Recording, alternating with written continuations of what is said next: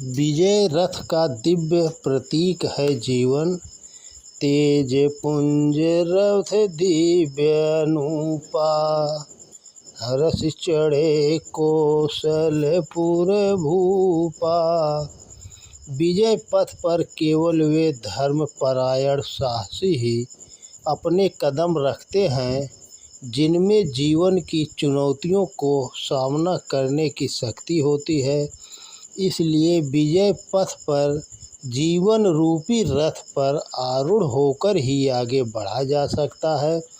जीवन एक सुंदर अवसर है। भिन्न दृष्टि में जीवन को संघर्ष भी कहा जाता है। हमारे और संसार के बीच तमाम अंतर विरोध भी है, लेकिन संसार को युद्ध क्षेत्र मानने वाले विजय के सूत्र खोजा करते हैं। गीताकार ने संसार को धर्म क्षेत्र कहा है।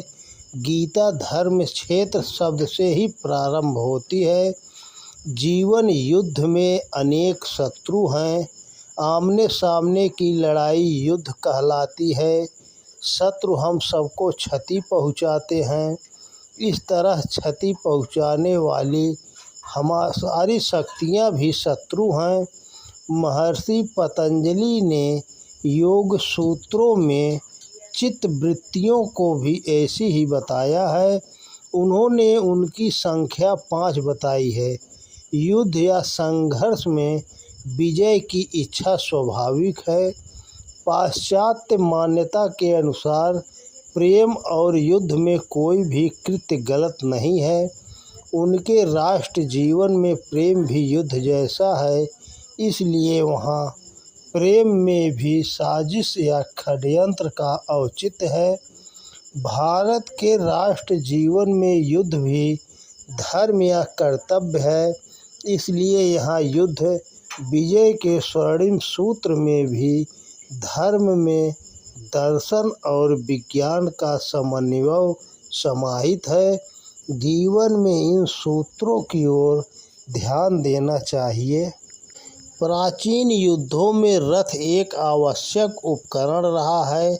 रथ सवार योद्धा रथी कहलाते थे, जबकि रथ विहीन योद्धा असुरक्षित माने जाते थे। अयोध्या नरेश श्री राम और लंकाधिपति रावण के बीच का युद्ध अत्यंत प्रसिद्ध है। विजय पर्व इसी युद्ध विजय का लोक उत्सव है। श्री राम के पास रथ नहीं था, रावण रथ पर सवार था। तुलसीदास जी रचित रामचरितमानस का यह प्रसंग ध्यान आकर्षित करता है। रावण रथी बिरथ रघुबीरा, देख विभीषण भयउ अधीरा। अर्थ स्पष्ट है कि श्री राम को रथ विहीन देखकर सहयोगी विभीषण व्यथित हुए एवं बोले, नाथ न रथ नहीं तन पद त्राना, के विधि जीतब वीर बलवाना। न रथ न कवच न पैरों में जूते, तो आप रावण जैसे वीर को कैसे जीतेंगे। विभीषण की व्यथा व्याकुलता स्वाभाविक है। श्री राम के पास युद्ध के सामान्य उपकरण भी नहीं है। विजय श्री के लिए ऐसे उपकरण जरूरी है, लेकिन यहाँ तुलसीदास का ध्यान भारतीय विवेक के उपकरणों पर है। उन्होंने विभीषण को व्याकुल प्रश्नकर्ता व श्री राम को विजय सूत्र के गुणों का व्याख्याता बनाकर भारतीय जीवन मूल्यों को उचित ही प्रतिष्ठा दी है। विजय श्री के लिए रथ चाहिए। श्री राम विभीषण को बताते हैं, विजय दिलाने वाला रथ लोहे का उपकरण मात्र नहीं होता। सुनहु सखा कह कृपा निधाना, जेहि जय होई सोई स्पंदन आना। यहाँ विजय रथ दूसरा है। यह रथ श्रेष्ठ जिज्ञासा है। बताते हैं, शौर्य धैर्य उस रथ के पहिए हैं, सत्य और शील उसके ध्वज हैं, शक्ति, विवेक, योग और लोकहित इस रथ के 4 घोड़े हैं। शक्ति, भक्ति, निष्ठा सारथी हैं। मुक्त चित्त ढाल है। संतोष तलवार है। बुद्धि प्रचंड शक्ति है और विज्ञान कठोर धनुष है। वर विज्ञान कठिन को दंडा, निर्मल एवं अविचल मन तरकस है। एकाग्र चित्त और यम नियम बाण है। विद्वानों आचार्यों का सम्मान कवच है। स्थापना है कि इस सब के अतिरिक्त विजय का भिन्न उपाय नहीं है।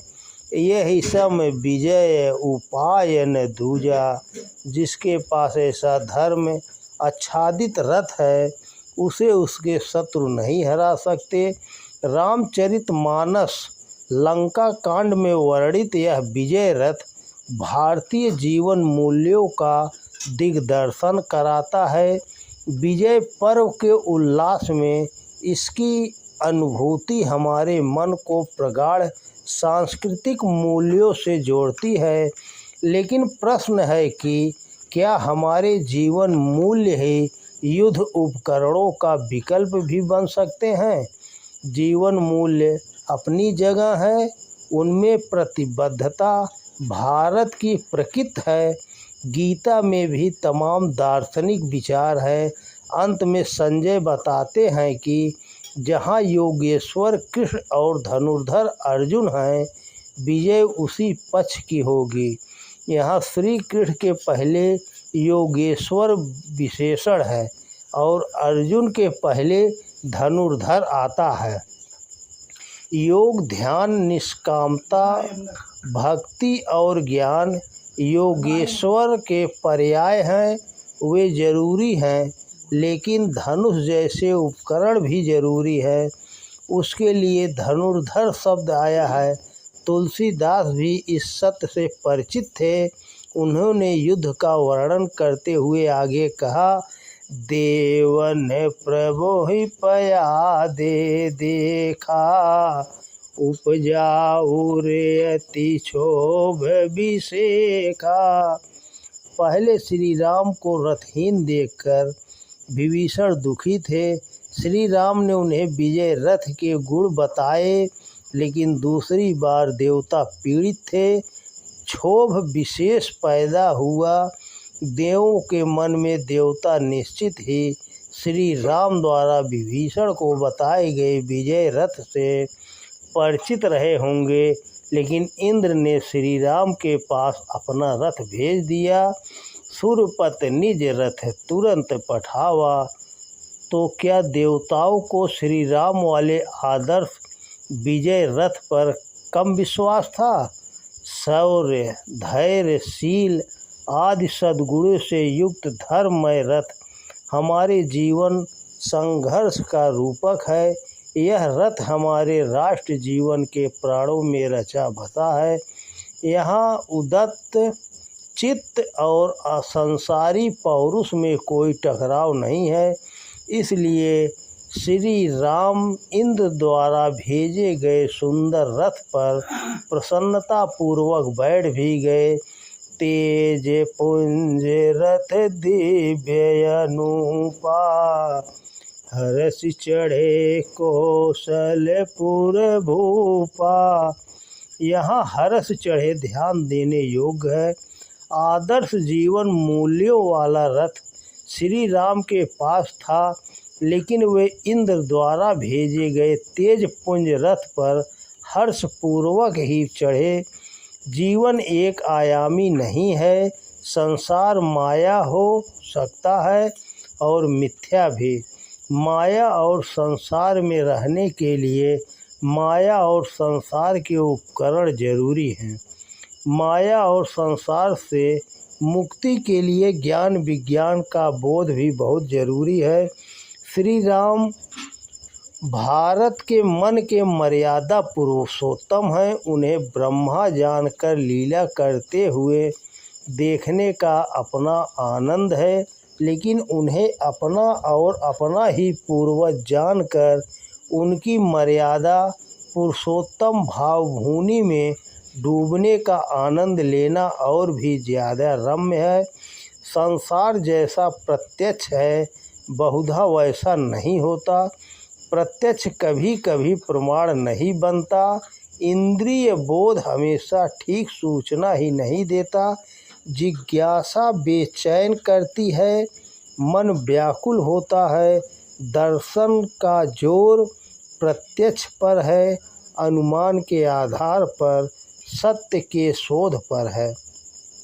मन को तब भी जिज्ञासा को बेचैनी प्रशांत न हो दे तो पूर्व कथनों या वैदिक अनुभूतियों की सहायता लेने का भी विकल्प है।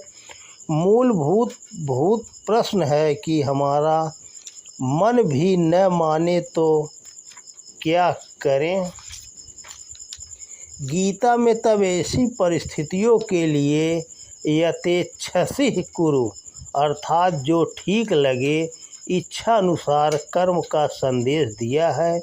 भारतीय परंपरा का चिंतन दर्शन विषाद के ऐसे अवसरों पर प्रसाद बनकर चित्त को मधुर आस्वादन से भर देता है। विजय रथ का प्रसंग और रूपक बड़ा प्यारा और न्यारा है। इस रथ की सवारी जीवन को उत्कृष्टता से भर देती है। जीवन में इसी रथ पर चढ़ने का प्रयास करने में सार्थकता है। इसमें लुढ़कने और गिरने का कोई संकट भी नहीं है। जो धर्म रूपी इस जीवन रथ पर कुशलतापूर्वक आरूढ़ हो जाता है, उसे ही जीवन संग्राम में विजय भी प्राप्त होती है। जय श्री राम।